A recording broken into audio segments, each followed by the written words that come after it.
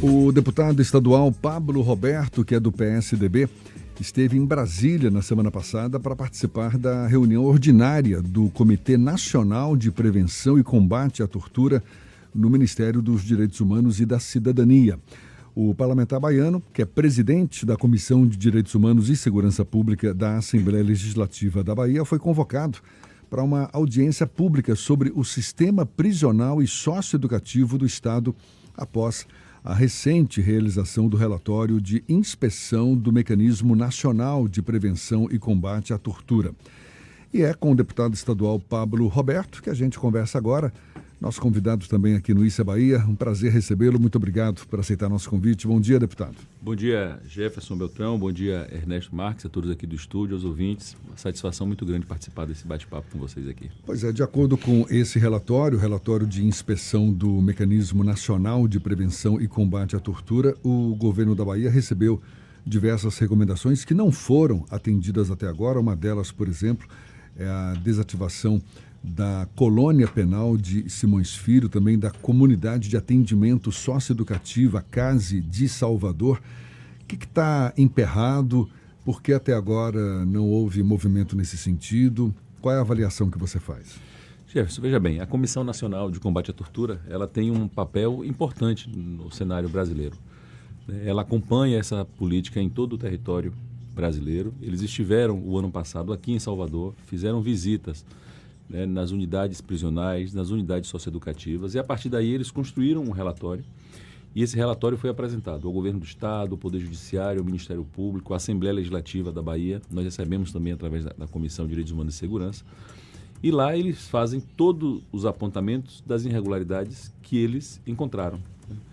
Então, foram muitas as irregularidades, desde do acesso dos familiares, as condições de alimento, medicação, uma série de questões que foram apontadas. E no caso da colônia penal de Simões Filho e desse CASE de Salvador, é risco de morte em caso de evasão, em caso de acidente, não há como... Isso, a de Simões Filho, a colônia penal, eles apontam isso, que tem uma questão lá, por ser uma comunidade que tem uma questão muito forte com a indústria, que está situada lá naquela região. Se precisar fazer um processo de que as pessoas desocupem rapidamente aquele território, as pessoas não conseguem, no prazo que as instituições que trabalham com as questões de prevenção determinam, que é entre 10 e 15 minutos, eles não conseguem sequer sair de lá. Então, isso é muito grave, e o que nos chama mais atenção é que mesmo a comissão vindo à Bahia, frequentando, visitando todas essas instituições junto com o governo do Estado, até agora nenhuma providência foi adotada pelo governo. Quanto tempo já existe aí? Nós já estamos aí indo para o 7º mês. Aconteceu mês. Em novembro a visita, o relatório foi apresentado no início de fevereiro, e até aqui não fez. Então, o comitê ele se reuniu a semana passada em Brasília, lá no Ministério de Direitos Humanos, e mais uma vez nós ouvimos a SEAP, a Secretaria de Assuntos Penitenciários, a Secretaria de Justiça, infelizmente, não se fez presente, não sei se não convidaram ou porque não participou, que é quem cuida das unidades socioeducativas. A SEAP fez uma série de considerações de que vai adotar providências, mas até agora nenhuma delas foi feita. Nós fizemos já um expediente ao senhor governador na semana passada, mais uma vez encaminhando o relatório e solicitando informações acerca de providências que devem ser adotadas. Uma outra posicionamento é com relação à terceirização dos serviços que são feitos nas unidades prisionais e no sistema socioeducativo. Nós sabemos da precarização que esse serviço tem ocasionado nas unidades prisionais, e agora o Estado ele decidiu também fazer isso com o sistema socioeducativo. Mas não foi criada a polícia prisional?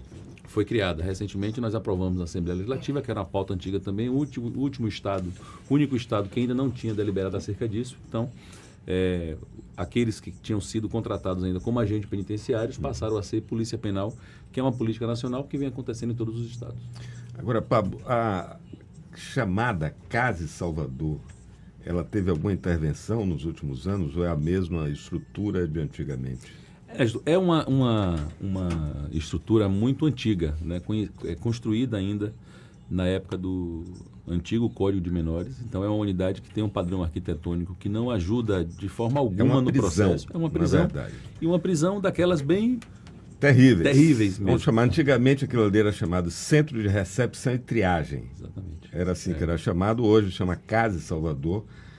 receber esse nome de Comunidade de Atendimento Socioeducativo, mas isso não condiz com o nome. Quem quiser conhecer o que é uma CASE, uma comunidade de atendimento socioeducativo, tem em Simões Filho, tem unidade. Feira também. Em Feira tem, em Vitória da Conquista tem. Também recentemente. Mas o Centro de Recepção e Triagem, que é chamado, rebatizado de Casa de Salvador, é uma masmorra de adolescente, é um depósito de adolescente, aquilo ali não recupera, não ressocializa ninguém.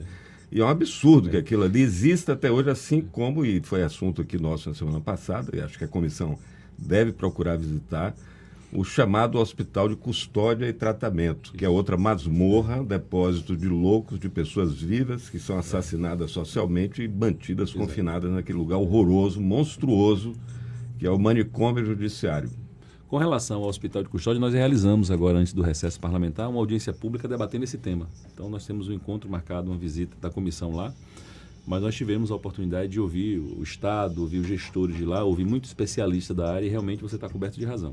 Com relação à Casa de Salvador, é um debate muito antigo, né? Para você ter ideia, eu fui da Fundac entre 2007 e 2011 e eu me recordo que entre 2007 e 2008 foi feita uma grande mobilização junto ao governo federal, né, com o objetivo, porque lá não tem como fazer reforma, lá não tem como, lá é colocar no chão e fazer, né, ou interditar aquilo, procurar um novo espaço para construir uma nova unidade já nos parâmetros de um processo socioeducativo, né, com base na legislação, no SINASE e no Estatuto da Criança e do Adolescente, ou reconstruir a unidade. Então, naquela oportunidade, entre 2007 e 2008, foi feita uma grande mobilização, articulação junto ao governo federal.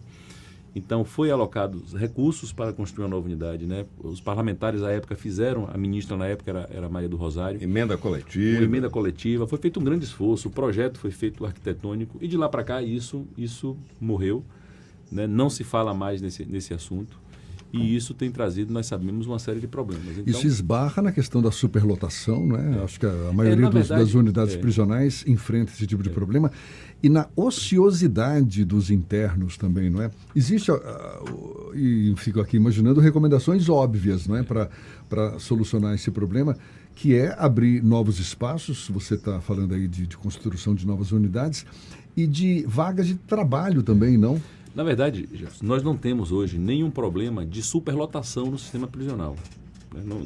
Não é nenhum. O número existe, está acima da capacidade, mas o número considerado pequeno, né? O governo do Estado ele até tem conseguido fazer isso, né? Por exemplo, a unidade de Feira de Santana é a maior unidade prisional, nós temos lá hoje algo em torno de quase 2.000 presos. Né? Qual é o grande problema que nós temos lá? Não é a capacidade, a estrutura física até que comporta isso, tranquilos, eles inauguraram novos pavilhões. O problema é que nós não temos funcionários, nós temos um plantão que, por exemplo, com 2.000 presos aproximadamente, onde tem plantão que tem 14 servidores, tem 15 servidores. Então, como é que você coloca uma unidade desse tamanho para funcionar? Como é que o custodiado, o preso, ele vai para a escola? Como é que ele vai para o atendimento médico? Como é que ele vai para a audiência? Né? Como é que ele vai para os outros atendimentos? Então, não acontece isso. Então, inclusive, um grande debate que foi feito nesse encontro a semana passada lá em Brasília pela comissão é exatamente esse ponto. São os atendimentos médicos que não acontecem, porque não tem quem acompanhar.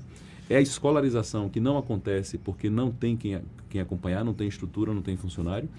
E o trabalho, né, as questões profissionalizantes que a legislação manda fazer através das parcerias ou o próprio Estado fazendo diretamente, que também pode não vem resultar numa redução da pena. Exatamente, também, né, que vai, consequentemente, abrir vagas. Né, nós estamos assistindo recentemente o tribunal, a ministra Rosa Weber teve a Bahia inaugurando esse mutirão carcerário. Né, ontem assisti muitas entrevistas, né, de pessoas envolvidas falando no Tribunal de Justiça, Ministério Público, a Secretaria. Né, foi feito um grande evento e eu espero que a partir de agora, esse mutirão ele de fato possa acontecer, que o Estado possa atender as recomendações que foram colocadas pelo Comitê Nacional de Combate à Tortura e que a gente possa mudar um pouco essa realidade aí. E essas recomendações, uma vez atendidas, por meio de quê? Parceria público-privada? É o que se imagina? Também. Na verdade, as parcerias público-privadas, muito mais numa perspectiva de dar a oportunidade de colocar esses presos no mercado de trabalho, né? Porque hoje já existe isso. Mas a grande maioria das providências a serem adotadas é diretamente pelo Estado.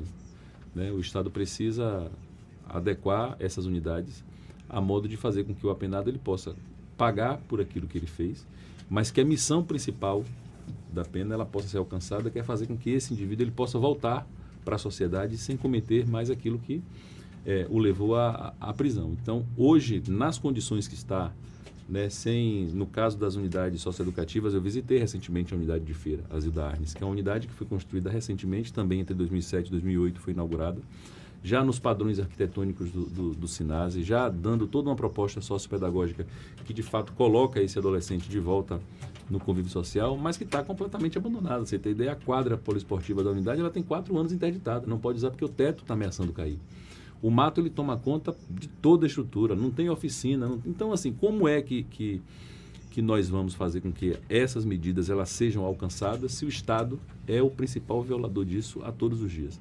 Então, nós temos um desafio muito grande. Não é uma matéria, Jefferson e Anés, vocês sabem disso, muito fácil.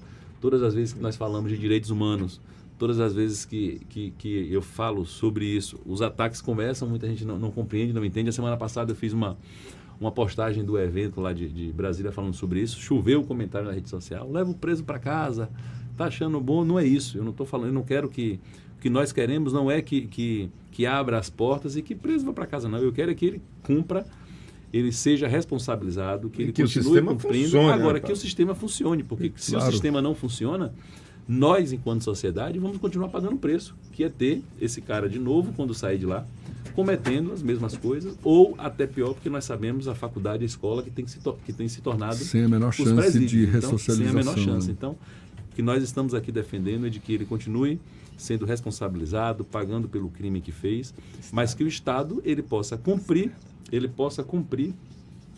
o seu papel de ressocializar, de socializar esse indivíduo, para que ele possa voltar ao convívio social sem trazer os problemas que antes ele causou. Tá certo, olha, boa sorte nessa empreitada, realmente não é uma causa fácil de se resolver, mas a gente tem aqui a nossa torcida. E deputado estadual Pablo Roberto, do PSDB, muito obrigado pela sua disponibilidade.